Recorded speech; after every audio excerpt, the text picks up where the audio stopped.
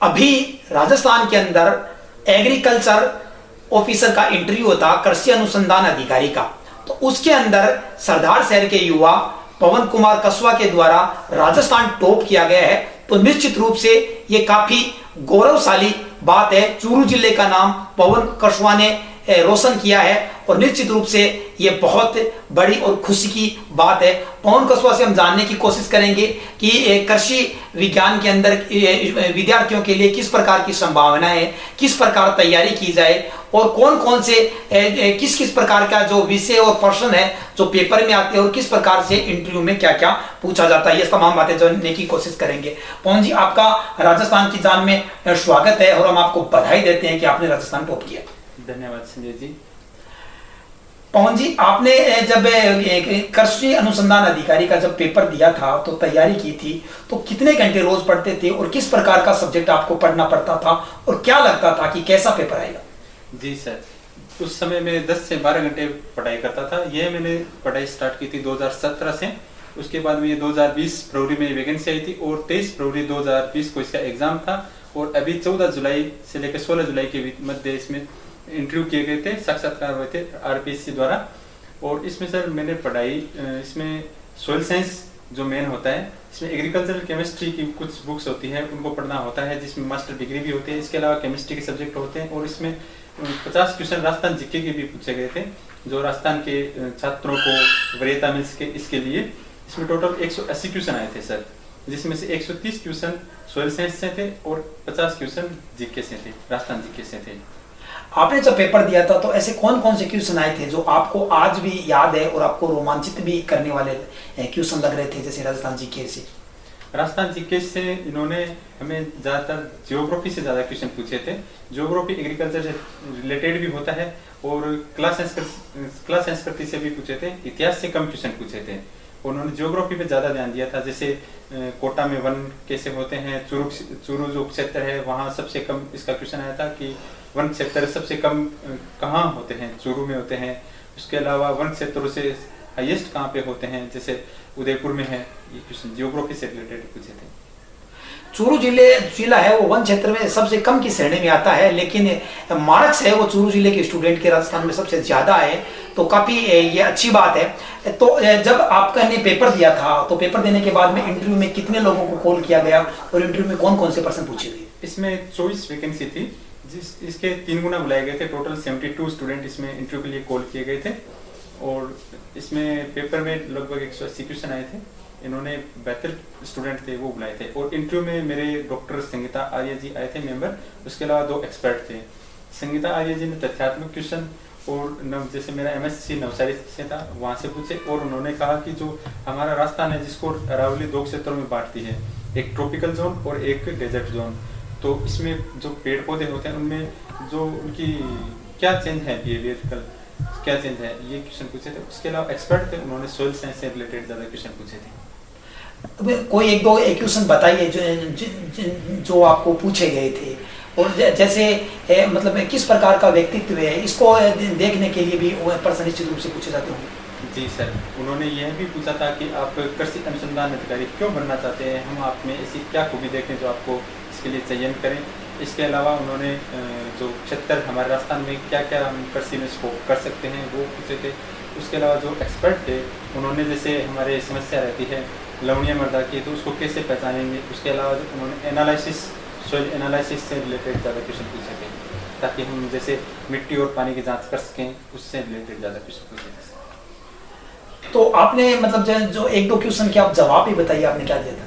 जी sir, उन्होंने एक जो मुझे सबसे ज़्यादा याद है जिसमें मुझे मेरे से गलती हो गई थी, उन्होंने चिरमी के बारे में पूछा था, जो मुझसे गलती हुई थी उसको उसके लिए मैंने सॉरी बोला था। उसके अलावा लगभग सभी सवालों के जवाब दिए थे। उसके अलावा उन्होंने, जैसे मैं डेजर्ट एरिया से बिलोंग करता था, उन्होंने मुझे पूछा कि आपके यहाँ सांगरी होती है उसके बारे में बताइए। जैसे ये सांगरी हमारे खेजड़ी जो राज्य वृक्ष है इसके होती है, प्रोसोसिस सिनेरिया इसका बॉटनिकल नेम है।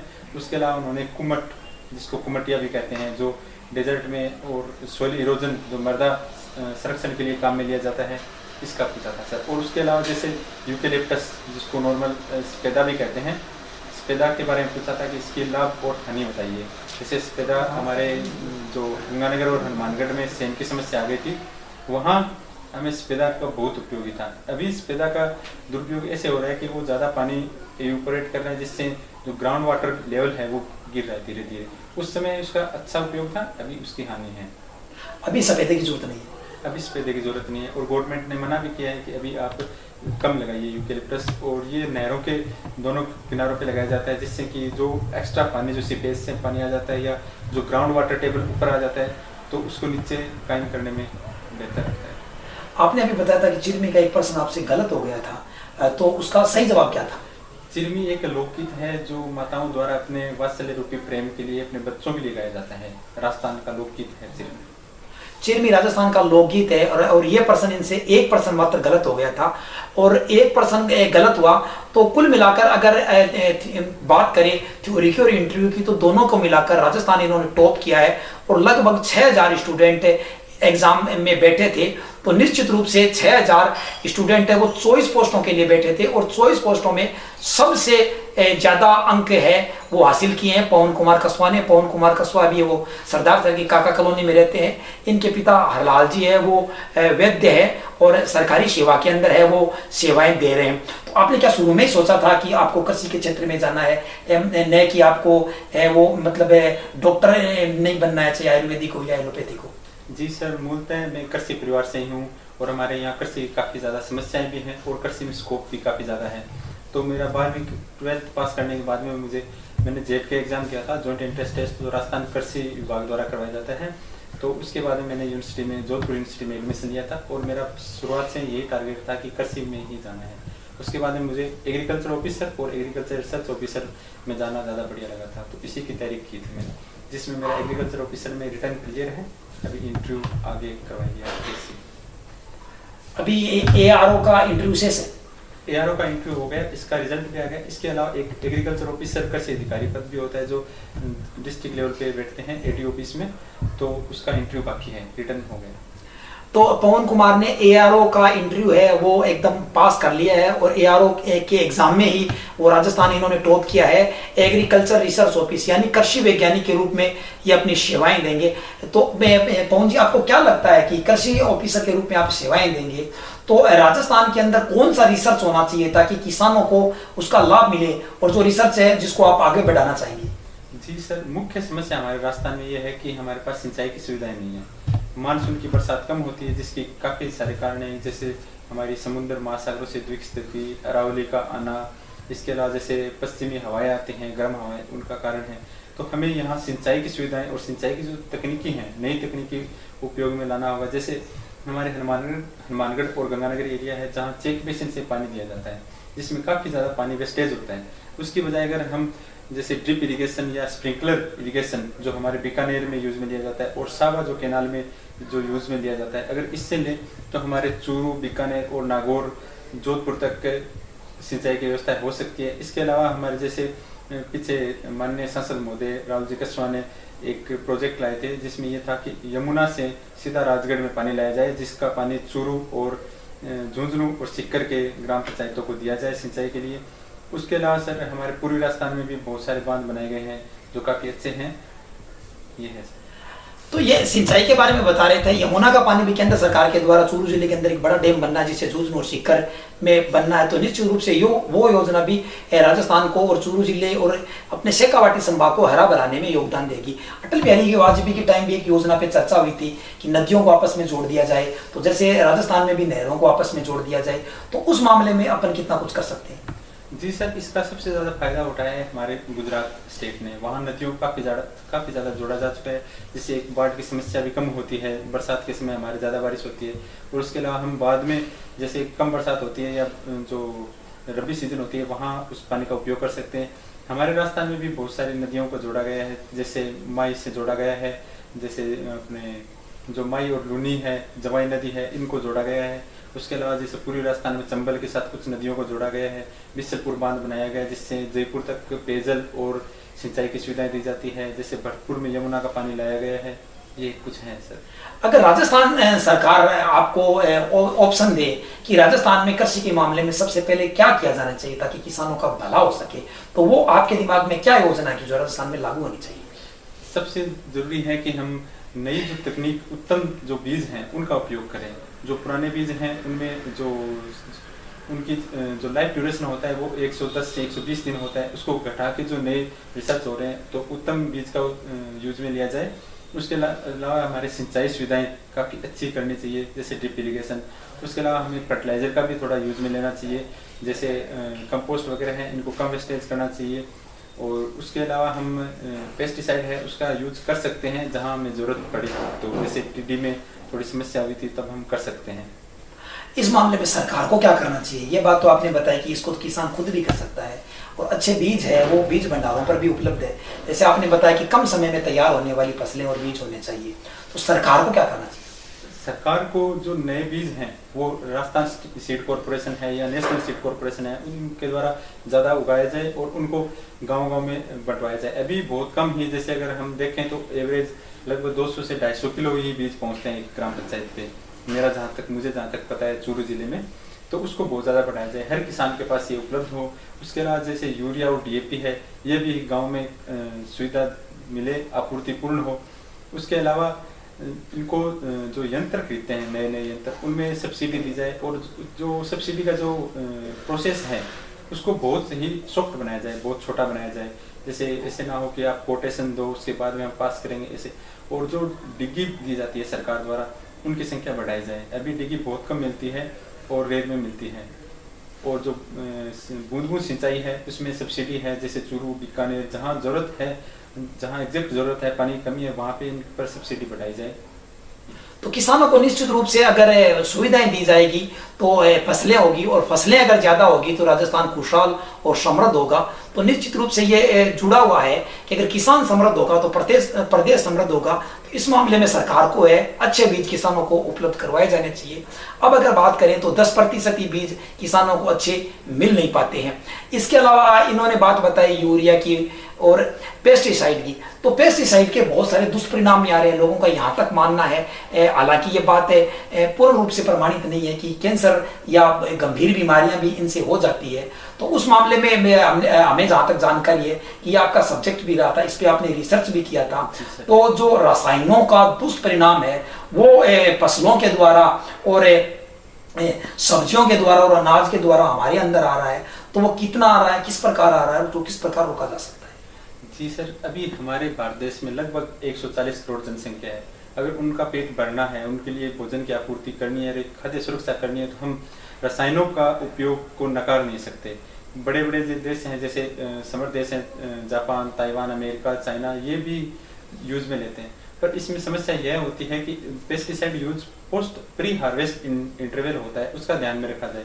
अलग अलग पेस्टिसाइड होते हैं जिनको डिकम्पोज हो जाते हैं, जो 15 दिन में, 20 दिन में, 1 महीने में, तो उनको हार्वेस्ट करने से 20 दिन या 30 दिन उनके हिसाब से स्प्रे किया जाना चाहिए। उसके अलावा कोई भी चीज़ अगर कहीं भी ले रहे हैं हम, अगर आवश्यकता से ज़्यादा लेते हैं तो वो जहर बन जाती है या उसका नेगेटिव इम्पैक्ट कहीं ना कहीं हमको दिखाई देता है। तो वही है कि हम यूरिया ज़्यादा यूज में लेते हैं, जिससे जो पोषक तत्व है, सूक्ष्म पोषक तत्व है, उनकी भी कमी हो रही है मृदा में। और उसके अलावा यूरिया के कारण जो एक्स्ट्रा नाइट्रोजन हमारे बॉडी में आता है, जो कैंसर के लिए, जिसको नाइट्राइट कहते हैं, और ये कार्सिनोजेनिक एक एजेंट है। उसके अलावा जैसे हम जो खाद यूज में लेते थे पहले पशुओं की, उसको कम कर दिया है, जिससे मृदा के जो स्वास्थ्य है वो गिरता जा रहा है। और जो हमें न्यूट्रिशनल जो मिलना चाहिए, जैसे कि कहीं एक मैंने रिसर्च में पढ़ा था, बुक्स है Indian society of soil science की, जिसमें ये देखा है कि हमारे राजस्थान में सबसे ज़्यादा 75% पॉपुलेशन में जिंक की कमी है और 65% लगभग उसमें आयरन की कमी है। तो ये कहीं न कहीं जैसे हमारे माताओं में, बच्चों में समस्याएं होती है, जिससे कुछ कई गंभीर बीमारियां भी हो सकती है। और जिसमें जैसे देखें तो हम मेंटलिटी में थोड़ा प्रॉब्लम आती है। तो ये है, तो हमें राजस्थान सरकार को इस पर ज़्यादा जोर देना चाहिए। और सूक्ष्म पोषक तत्वों को हेल्थ डिपार्टमेंट के साथ साथ कृषि में जहाँ हम खाना खाते हैं वहाँ भी इसको सप्लीमेंट के रूप में दिया जाना चाहिए, जैसे एनरिचमेंट कह सकते हैं इसको, फोर्टिफिकेशंस, वो होना चाहिए। क्या आपको नहीं लगता कि एक किसान है उसको वो अगर सिर्फ खेती पे ध्यान दे तो ये एक अधूरी बात हो जाएगी? किसान को खेती के साथ साथ भी पशुपालन पे पूरा ध्यान देना चाहिए, ताकि मृदा का स्वास्थ्य भी बना रहे और किसान की वो आय भी दुगुनी हो सके। क्योंकि फसल पैदा से जो इनकम होती है, इसके साथ भी पशुपालन से भी दूध, घी, ऊन और तमाम चीज़ों से, इनसे भी हमें इनकम हो सकती है। ये दोनों काम जो पैरेलल चलने चाहिए, ये मुझे लगता है कि राजस्थान का किसान इसमें पिछड़ रहा है। जी सर, हम यह नहीं कह सकते कि राजस्थान का किसान इसमें पिछड़ रहा है। हम पूरे देश को राजस्थान का किसान ये बता रहा है कि हमारे पास संसाधनों की कमी है, फिर भी हम कृषि में और जो हमारी जो आय है उसमें मेंटेन किए हुए हैं और हम हमारा जो एक जीवन है वो चला रहे हैं।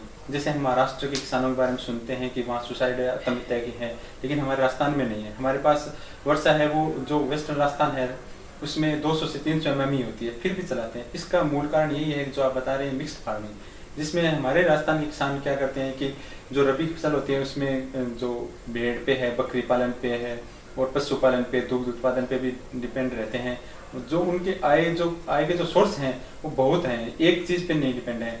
कृषि एक ऐसा व्यवसाय है जो मानसून आधारित है, जिसपे क्लाइमेट का फर्क पड़ता है, कभी फसल ज्यादा हो जाती है, कभी कम हो जाती है। तो इसमें हमें बहुत सारे आय के सोर्स होने बहुत जरूरी है। आप बहुत सही बात करें कि किसानों को भिन्न भिन्न फसलें लेनी चाहिए। जैसे उनको एक फसल पे डिपेंड नहीं रहना चाहिए, जैसे कॉटन, दलहनी फसलें, खाद्यान्न की फसलें, कोर्स सीरियल्स वगैरह लेना चाहिए। और उसके साथ पशुपालन भी, उसके अलावा ऊन उत्पादन, कुक्कुट उत्पादन भी कर सकते हैं। नहीं, राजस्थान का किसान है निश्चित रूप से संघर्षशील है, मेहनती है, वो टूटता नहीं है। जबकि राजस्थान सबसे ज्यादा अकाल का सामना करता है, सबसे कम बरसात होती है। लेकिन पहले राजस्थान का किसान है वो पशुपालन ज्यादा करता था और खेती भी पशुओं के द्वारा की जाती थी। गायों के, भैंसों के, ऊंटों के, बकरियों के टोले खेत में हुआ करते थे। वो खेत में वनस्पति चरते थे और वहीं भी है वो अपने अपशिष्ट के रूप में एक खाद देते थे। तो उसमें कहीं ना कहीं गिरावट हम महसूस कर रहे हैं। जी सर, ये हम पूरे भारतवर्ष में भी गिरावट महसूस कर रहे हैं। इसका मुख्य कारण है कि जो कृषि में जो आय है वो इतनी नहीं बढ़ी जितनी अन्य सेक्टर में बढ़ी है। जैसे हमारे जीडीपी में भी धीरे धीरे गिरा, जीडीपी के अंदर जो कृषि का जो परसेंटेज है, कंट्रीब्यूशन है, उसमें गिरावट आ रही है। तो इसका मूल कारण यही है कि जो किसान है उसके पूरे परिवार के सदस्य एक कृषि पे आधारित हो जाते हैं। और अगर हम प्रति व्यक्ति आय किसान के देखें तो वो बाकी व्यवसाय से कम है। जैसे सर्विस सेक्टर को देखें, इंडस्ट्रियल वगैरह को, तो इनसे काफी कम है। तो इसमें जो इमिग्रेशन हो रहा है किसानों का या मजदूरों का, वो बाकी तरफ ज्यादा हो रहा है। तो जिसके कारण ये पशुपालन और जो आप जो कह रहे हैं कि टोले, ये तो इस पे कम ध्यान दिया जा रहा है। ये इनमें लगातार गिरावट आ रही है। ऊंट में, जैसे ऊंट के जो पालन होता था उसमें बहुत ज्यादा गिरावट आई है, जिसको अब राज्य सरकार ने राज्य पशु में भी चिंकारा के साथ शामिल किया गया है। और उसमें कुछ सब्सिडी और कुछ एक्स्ट्रा लाभान्वित करने वाली योजनाएं भी हैं राजस्थान सरकार द्वारा। तो कोशिश राजस्थान सरकार द्वारा की जा रही है, पर किसानों का दूसरे व्यवसाय की तरफ जो उनका झुकाव है वो ज्यादा हुआ है। इसका पवन जी ने एक महत्वपूर्ण बात कही थी कि किसानों को भिन्न भिन्न प्रकार की फसल लेनी चाहिए, उससे मिट्टी का स्वास्थ्य भी नहीं गिरेगा। और कौन सी फसल जस्ट टाइम आपकी मिट्टी को सूट करती है, इसके लिए पवन जी बताया जा रहा है कि जिले पर भी लेबे स्थापित करनी थी। वो काम कहां तक हो पाया और उसका उपयोग अगर किसान करेगा तो कहां तक फायदा हो पाएगा? अभी सर जैसे एडिशनल डायरेक्टर ऑफिस रहती है एग्रीकल्चर पे, एग्रीकल्चर एक्सटेंशन की रहती है हर जिले पे, या जिले में 2 या 3 होती है। उसके अलावा अभी मृदा स्वास्थ्य के लिए भी योजनाएं चलाई गई थी। जैसे 2015 में मृदा स्वास्थ्य कार्ड योजना चलाई गई थी, जिसके तहत हर डिस्ट्रिक्ट लेवल पे एक मृदा स्वास्थ्य प्रयोगशाला का चालू की गई थी। जो लेबें बन चुकी है उनमें अभी नियुक्तियां दी जाएगी। कृषि अनुसंधान अधिकारी जो एग्रीकल्चर केमिस्ट्री से जो नियुक्त किए जाएंगे। उसके अलावा जो वहाँ पे कृषि अधिकारी बैठते हैं वो एग्रीकल्चर एक्सटेंशन के भी बैठते हैं और राजस्थान राष्ट्रीय कृषि विकास योजना के भी बैठते हैं, आत्मा के थ्रू भी बैठते हैं, जो किसानों को बार भ्रमण करवाते हैं। तो काफी जिलों में ये काम हो रहा है। केंद्र सरकार के द्वारा हर जिले पर जो मिट्टी चेक करने के लिए लैब बनाने की जो योजना आई है, तो निश्चित रूप से ये किसानों के लिए बहुत मददगार होगी। और मिट्टी चेक करने के बाद में निश्चित रूप से किसान को ये पता चल जाएगा कि उसके खेत के लिए कौन सी फसल उपयोगी है। तो मिट्टी की जांच आने के बाद में किसान को किस प्रकार पता चलेगा कि उसको कौन सी फसल लेनी चाहिए? इसमें किसान है वो सलाह ले सकते हैं कृषि अनुसंधान अधिकारी से, कृषि अधिकारी से, और जो कृषि विज्ञान केंद्र पे जो साइंटिस्ट बैठते हैं उनसे ले सकते हैं। तो जिसमें न्यूट्रिएंट के आधार पे उनको कौन से पोषक तत्व डालने चाहिए। जैसे हमारे आवश्यक पोषक तत्व 17 पोषक तत्व शामिल किए गए हैं पौधों के लिए, तो किसकी कमी है और किसको हम शामिल कर सकते हैं। और उसमें जैसे हमारे वेस्टर्न राजस्थान में ऑर्गेनिक मैटर की कमी है, कार्बनिक पदार्थ की। तो ये कार्बनिक पदार्थ का कार्य होता है कि मॉइस्चर को संचाए रखे, उसको बचाए रखे, नमी को। तो इसके लिए भी रिकमेंड किया जाता है, सिफारिश की जाती है कृषि अनुसंधान अधिकारी को कि आप ज़्यादा से ज़्यादा खाद डालें और जो खेत की फसल है उसको खेत में ही रखें, बाहर जलाएं नहीं। और बाहर जैसे अभी हमारे किसान क्या करते हैं कि भट्टों पे बेच देते हैं, मूल बहुत कम रेट पे बेचते हैं। अगर उनको वापस खेत में ही डाला जाए तो उससे ज़्यादा कीमत पे किसान को फसल ज़्यादा बढ़ोतरी मिलेगी। तो निश्चित रूप से किसान आज के किसान को जिस प्रकार वो खेत में मेहनत करता है शरीर से, उसके बराबरी उसको अध्ययन करके दिमाग से भी मेहनत करने की जरूरत है। उसको कृषि के बारे में जानने की जरूरत है, जागरूकता की जरूरत है और ज्ञान की जरूरत है। तो इसके लिए वो कृषि के बारे में उसको पढ़ना चाहिए, कृषि वैज्ञानिकों को सुनना चाहिए और कृषि के जो निश्चित रूप से फ्री कॉल नंबर भी होते हैं, टोल फ्री नंबर, उस पर भी बात करके निश्चित रूप से जानना चाहिए। अगर आपका ज्ञान ज्यादा होगा तो निश्चित रूप से आप कम मेहनत के द्वारा भी अच्छी फसलें ले पाएंगे। तो मैं विद्यार्थियों के लिए पवन जी से सवाल पूछना चाहूंगा कि कृषि अधिकारी के लिए जो कृषि विज्ञान जो विद्यार्थी पढ़ रहे हैं उनके लिए कौन कौन सी स्कोप है और उनको किस प्रकार अध्ययन करना चाहिए कि आपकी तरह वो भी राजस्थान के टॉपर बन सके और देश प्रदेश में अपने किसान भाइयों के लिए कुछ दे सके, क्योंकि जमीन से जुड़े हुए और जो जमीन अच्छी पैदावार देगी तो निश्चित रूप से देश मजबूत होगा। जी सर, इसके लिए सर हम अगर नीचे से बात करें तो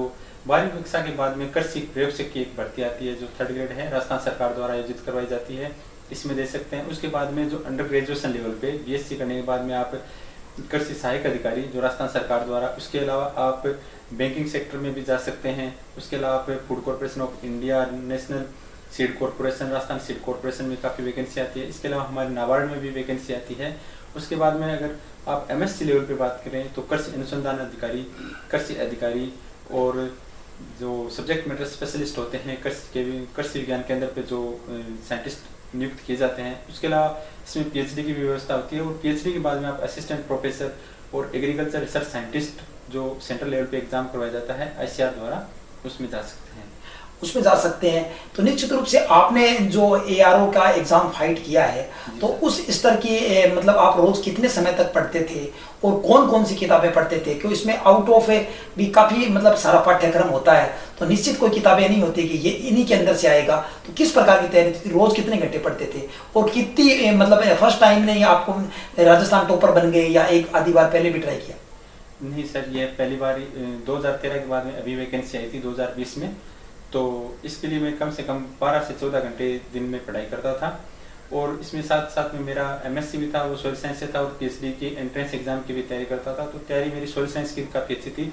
उसके अलावा इसमें राजस्थान GK भी पूछा गया था, जिसमें मैंने उत्कर्ष कोचिंग है उसकी क्लासेस ली थी और जो अन्य जो बुक्स हैं राजस्थान GK की वो मैंने अध्ययन की थी। उसके अलावा अगर हम सोइल साइंस जो सब्जेक्ट की बात करें तो उसमें Indian society of soil science की 2 बुक्स आती हैं, फंडामेंटल ऑफ सोइल साइंस और सॉइल एंड इंट्रोडक्शन, वो बुक पढ़ी थी। उसके अलावा काफ़ी राइटर हैं, कम से कम आपको 15 से 20 बुक्स अलग अलग मिलेगी, अलग अलग राइटर की। तो मैंने सारी बुक्स पढ़ी थी ताकि हर बुक्स में कुछ न कुछ नया मिल सके, ऐसा ना हो कि कुछ छूट जाए।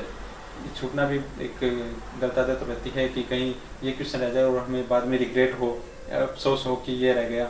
तो सर इसके लिए काफ़ी ज़्यादा कम से कम 15 से 20 बुक्स थी जो सब्जेक्ट की और राजस्थान GK की, जिनका अध्ययन किया था।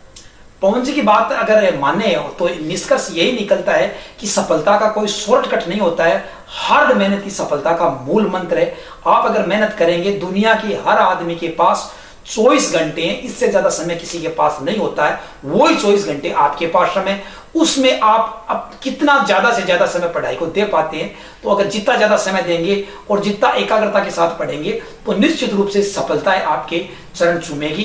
तो पवन जी, आप अपनी, मेरा अंतिम सवाल है, आप अपनी इस सफलता का श्रेय किसे देना चाहेंगे और किस प्रकार परिवार के लोगों से और गुरुजनों से आपको सहयोग मिला?